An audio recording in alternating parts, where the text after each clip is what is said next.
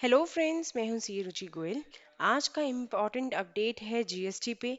बहुत ही important update है, इसलिए हमारे साथ लास्ट तक जुड़े रहिएगा। जैसे कि आप जानते हैं और मैंने एक वीडियो भी बनाया था 21 सितंबर को।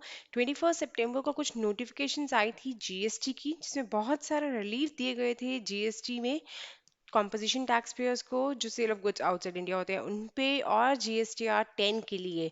उन्हीं में से एक नोटिफिकेशन था 67/2020। तो आप देख सकते हैं हम बात कर रहे हैं नोटिफिकेशन 67/2020 की। इस नोटिफिकेशन में बताया गया था कि क्योंकि बहुत सारे रिलीज अदर टैक्स पेयर्स को दिए जा रहे थे, इसीलिए कॉम्पोजिशन टैक्स पेयर्स को भी एक रिलीफ दिया गया। और वो रिलीफ था जीएसटीआर 4 पे। और ये बताया गया कि अगर आप जीएसटीआर 4 भरते हैं for the quarters from July 17 to March 20 by due date, और आप ये जो रिटर्न भरते हैं ये 22 सितंबर से 31 अक्टूबर तक के बीच में भर रहे हैं, तो आपके ऊपर लेट फी नहीं लगेगी। अगर आपकी जो टैक्स लायबिलिटी है वो निल है, और अगर आपके पे कोई टैक्स लायबिलिटी बनती है तो जो लेट फी लगेगी वो maximum 250 rupees for central tax, मतलब स्टेट टैक्स में मिला दूँ तो 500 मैक्सिमम आपकी लेट फी लगेगी। ये क्लेरिफिकेशन आया था, ये नोटिफिकेशन आया था। नाउ जब हम बात कर रहे हैं आज, तो आज एक इम्पॉर्टेंट चेंज आया है, क्लेरिफिकेशन फर्दर आया है इसी नोटिफिकेशन के ऊपर। ये नोटिफिकेशन आज पोर्टल पे अपडेट हुआ है। आइए देखते हैं क्या अपडेट हुआ है पोर्टल पे। पोर्टल पे अपडेट हुआ है, relief in late fees to tax payers filing form GSTR 4। जैसे कि हमने बात किया, 3 नोटिफिकेशन थी, उनमें से एक 10 भी थी, और एक और अपडेट आया है पोर्टल में, उसको हम बाद में डिस्कस करेंगे। तो हम पहले देखते हैं जीएसटीआर 4 के लिए क्या अपडेट आया है पोर्टल पे। तो आप देख सकते हैं, रिलीफ इन लेट फीस वो tax pay filing form GSTR 4, relief to composition tax payers in late fee for delayed filing of GSTR 4। अगर वो क्वार्टरली रिटर्न जो होती है वो लेट फाइल करता है तो क्या होगा। By notification number 67/2020, dated this, the taxpayers who were under composition scheme during any period till 31st March have been provided relaxation in payment of late fee on filing GSTR 4। अब आप देख सकते हैं पीरियड इसमें change कर दिया गया है। जी हाँ, यही अब इम्पॉर्टेंट अपडेट है जो मैं आपके साथ डिस्कस करना चाह रही थी, कि पहले इन्होंने नोटिफिकेशन में पीरियड दिया अप टू 31 मार्च 2020। 31 मार्च 2020 तक की अगर आप जब रिटर्न भरते हैं तो आपके लिए कोई लेट फी नहीं लगेगी, अगर आपकी टैक्स लायबिलिटी निल है, और मैक्सिमम लेट फी जो लगेगी 500 लगेगी। लेकिन आज जब इन्होंने पोर्टल में चेंजेस किए, तब इन्होंने बताया कि ये जो लेट फी वेवर ऑफ आया है या कंडीशनल वेवर ऑफ आया है वो 31 मार्च 2019 तक के लिए है।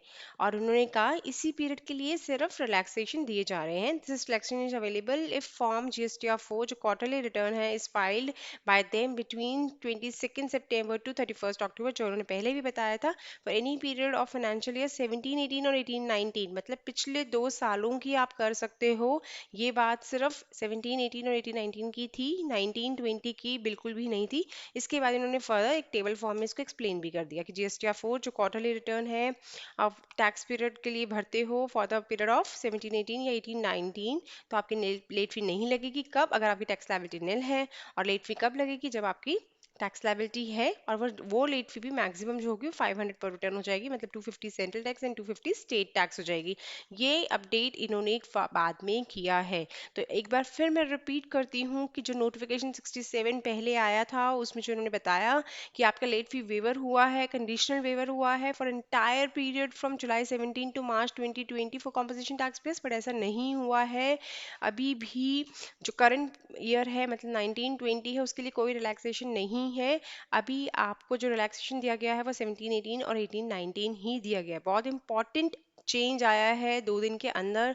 सब टैक्स पेयर्स को जानना बहुत ज़रूरी है, क्योंकि वो शायद डिले कर देते, कंसिडरिंग कि 18-19 के बाद 19-20 का रिलीफ भी है, बट मैं उनको क्लैरिफाई कर रही हूँ कि ऐसा कोई रिलीफ नहीं है 19-20 के लिए।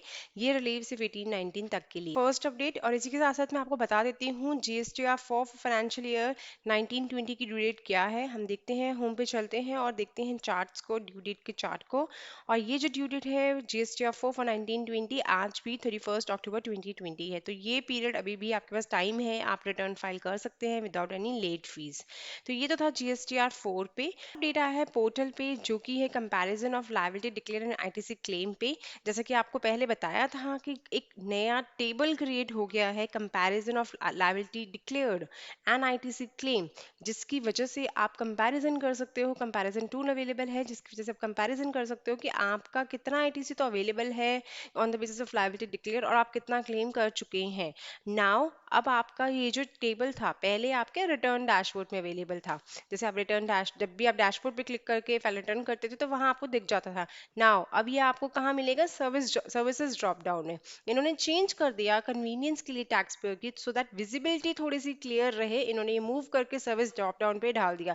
अब आपको घबराने की जरूरत नहीं है, कहीं आपको ऐसा लगे कि हमें डैशबोर्ड क्यों नहीं दिख रहा है अपने लॉगिन के बाद, तो ऐसा नहीं है। आप सर्विसेज पे जाएंगे, वहां ड्रॉप डाउन पे जाके आपको ये दिख जाएगा। इन्होंने नीचे लिंक भी दिया है, होम पे जाइए, सर्विसेज पे जाइए, रिटर्न्स पे जाइए, tax liability and ITC comparison table आपको वहां दिख जाएगा।